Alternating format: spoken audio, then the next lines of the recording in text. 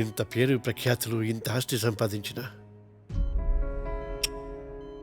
డాక్టర్గా నా కూతురికి ఏమీ చేసుకోలేకపోయాను.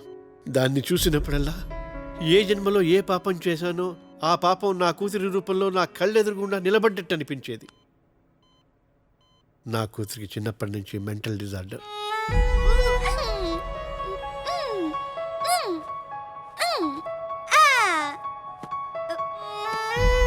ఇంత పెద్ద డాక్టర్ని అయ్యుండి తనకి ఏమీ చేయలేకపోయాను.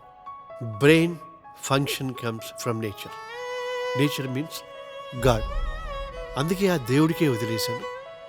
వయసు పెరుగుతున్న కొద్దీ ఏదైనా మార్పు వస్తుందేమో అని ఆశపడ్డాను, కానీ రాలేదు. సార్ ఇదంతా నాకెందుకు చెప్తున్నారు సార్?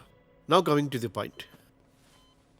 శివ, ఆ రోజు నువ్వు తనని నరికేసిన తర్వాత నిన్ను పోలీసులు తీసుకెళ్లారు. ఆ తర్వాత అక్కడ ఉన్నవాళ్ళు సున్ను కొన ప్రాణంతో ఉండటం గమనించి ఈ హాస్పిటల్కి తీసుకొచ్చారు.